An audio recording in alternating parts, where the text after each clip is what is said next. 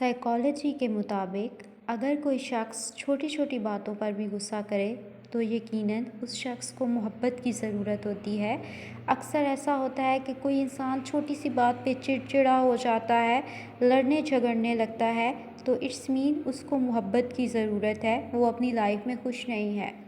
Psychology کے مطابق جن لوگوں کی لکھائی خراب ہوتی ہے وہ تخلیقی صلاحیتوں کے مالک ہوتے ہیں۔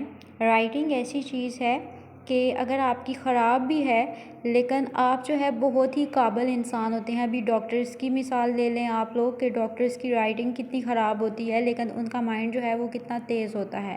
سائیکالوجی کے مطابق جب کوئی شخص کہتا ہے مجھے کسی کی ضرورت نہیں، تب ہی اسے کسی خاص انسان کی ضرورت ہوتی ہے جو اسے سن سکے، اس کی مدد کر سکے۔ اور جب کوئی شخص کہتا ہے مجھے فرق نہیں پڑتا، تب بھی اسے فرق پڑتا ہے، کیونکہ ایسی باتیں انسان تب کرتا ہے جب دل و دماغ ایک نقطے پر متفق نہ ہو۔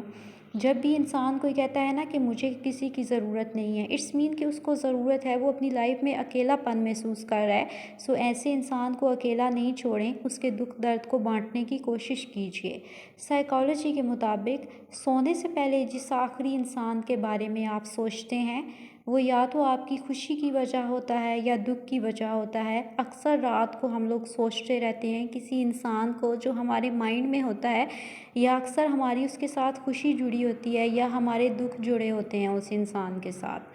ہنر ہاتھ کی طاقت سے نہیں بلکہ دماغ کی طاقت سے آتا ہے۔ ہمارا مائنڈ جو ہے وہ جتنا تخلیقی ہوگا، جتنا سوچے گا، ہم لوگ اتنے ہی کریٹیو کام جو ہیں وہ کر سکتے ہیں۔